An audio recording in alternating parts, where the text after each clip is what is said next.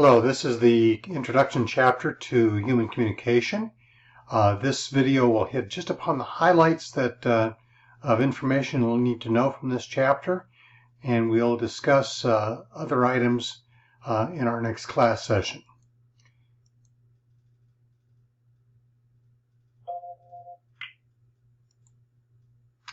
All right, so we talk about the benefits of studying communication. We talk about how communication improves one's self-concept, how it improves how others see you. Also, it is important to improve your relationships with others. It helps you to learn life skills, and it helps you to exercise and promote freedom of speech. So, all of these things we look at in communication as being essential to our professional lives, but also how to navigate our world in new ways as the world becomes more and more diverse and we become aware of that diversity. All right, what is communication? Communication is defined as the process in which we use messages or we share messages in order to generate meaning with others.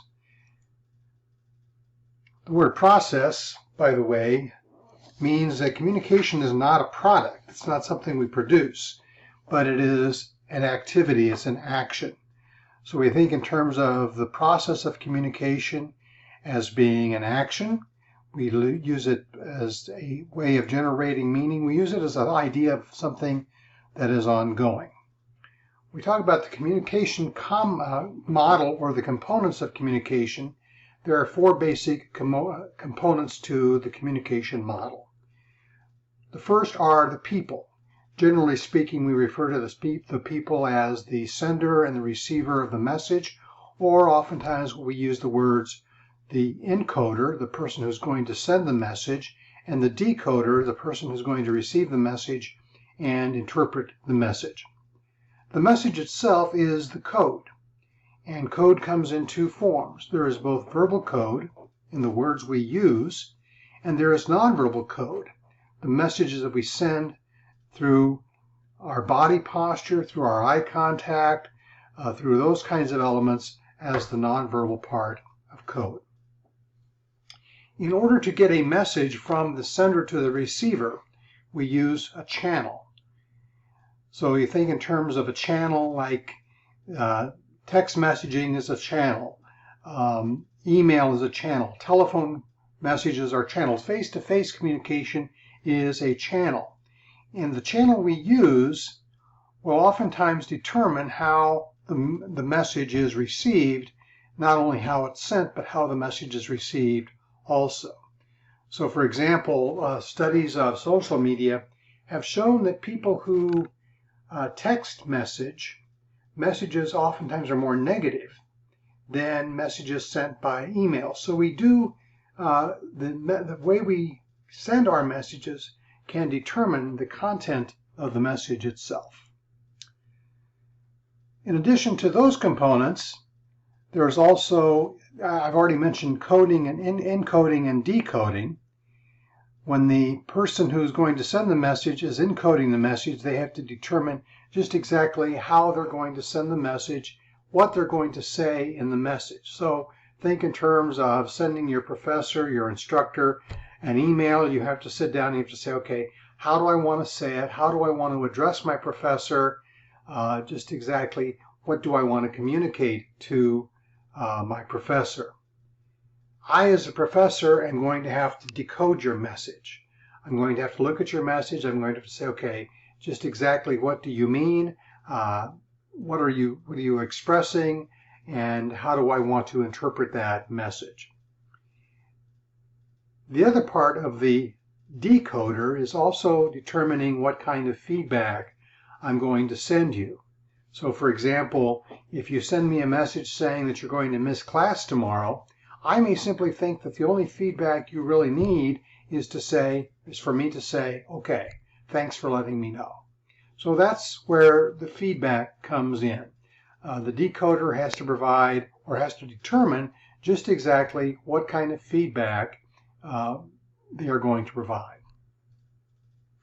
Another part of the communication model is noise. And when we think of noise, we think of sounds, we think of sight, those kinds of ideas, but there's two kinds of noise.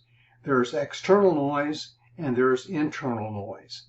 External noise is anything that's out there in the world. So example, if you are trying to have a conversation with a friend or an acquaintance, and in that conversation the phone rings, or there's loud music playing, or other people are talking very loudly close to you, that's the noise that's going to interrupt the flow of the message. That's external noise. As I mentioned a moment ago, noise can be visual, things that we see, things that we notice. So noise can be anything that we receive through our senses, whether it's sight, sound, smell, touch, taste, any of those kind of things can serve as noise. The other part of noise I mentioned is internal noise. That's the thought process that's going on inside of our heads. That's what we're thinking about. That's how we're interpreting the message. That's what's on our mind. And again, that noise can be affected by our past experiences. It can be affected by our psychological state at a particular point in time. It can be affected how we are feeling, or whether we're tired or wide awake. Those are all things that can be a part of the noise process, part of the internal noise process. The other part of the model is the situation. Situation includes time and place. So for example, for those of you who have class at 8 a.m. in the morning, that's a particular time and place, and that's going to affect what the message is. So there's going to be a difference between, the situation is going to be different whether I'm speaking to you by way of recording or whether I'm speaking to you face-to-face in class. That's going to be part of the situation. So we talk about time of day, we talk about location, logistical things such as the room that you're in, the space that you're sharing, those kinds of things are part of the situation.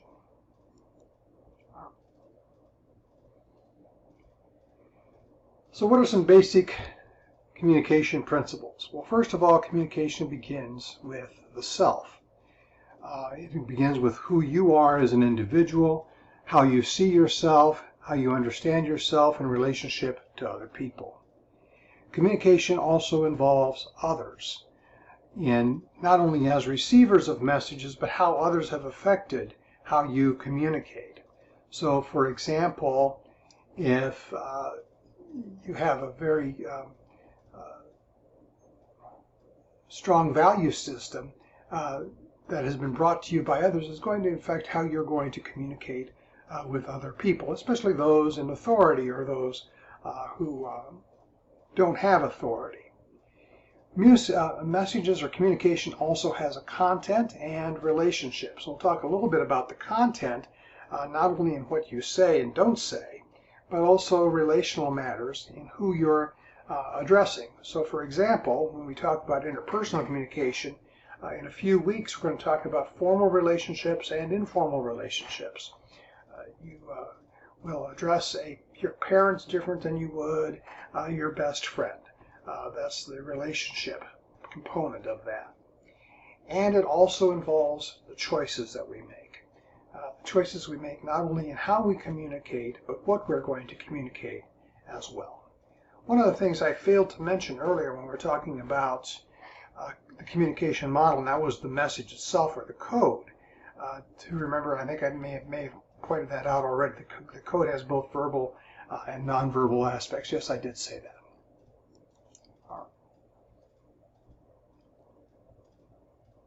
So some communication principles, things that communication is not. Quantity does not necessarily improve quality. Saying more does not necessarily make the message better. Communication is pervasive. In other words, it's part of that constantly changing product. And third, communication cannot be reversed. That's what I say, you know, when you hit that send button on your text messages, it's gone. You have no more control over it, and you can't take it back. That's what we oftentimes say about when we're having a conversation with somebody. The words that we say, the things we say cannot be reversed. Once they are out there, we have lost control over them. So what are the communication contexts? And oftentimes we refer to these contexts, but we also may talk about levels of communication. The first level of communication is intrapersonal. Notice how that is spelled, I-N-T-R-A. That means the communication that goes on within oneself. This level of communication is self-focused, self-centered, in that this is the focus of our thinking, of our planning, of our feelings, our emotions. That's the interpersonal part of communication. Interpersonal communication involves another person. Another word we use for interpersonal communication is called dyadic communication. The word dyad means two. So we talk about communication between two individuals. Moving up from that, we have public communication.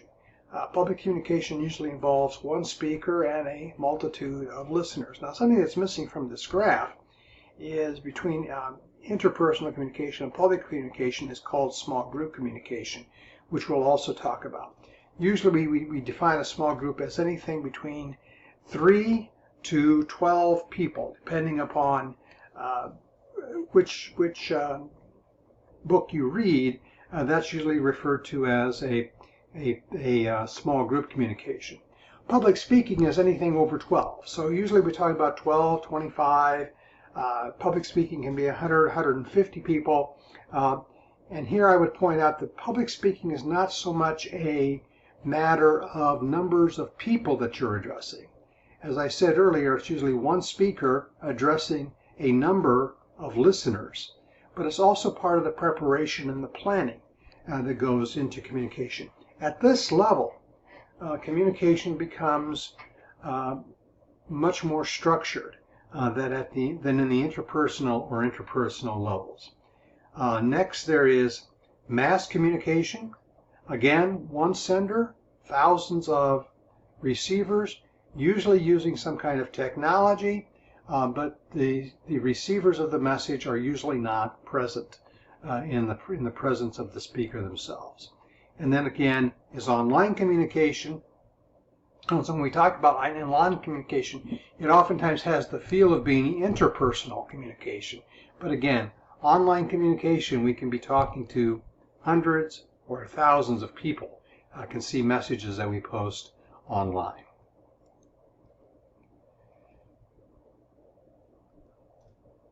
So the goals of communication study is we want to understand what communication competence is, how we can be better communicators, how we can use communication to facilitate and to structure our lives. Understanding ethical communication. Ethical communication deals with what is appropriate and not appropriate in communication. And understanding also communication theory and research, and some of the research that goes on behind communication. Here are the communication contexts. This graph helps you understand those. You'll want to be familiar with this because this we'll be coming back to this throughout the semester, so you want to be sure you look at this graph. All right. So here are some key takeaways that you'll need to know from this chapter. Number 1, 2, and these are found at the end of your chapter, I believe. Be able to state reasons why the study of communication is essential. Be able to define communication, name and explain the components of the communication model, explain some principles of communication, explain why the contexts of communication differ from each other. And then also here at the end of this graph, I have some key terms that you'll need to know. These key terms you will also find at the end of the chapter.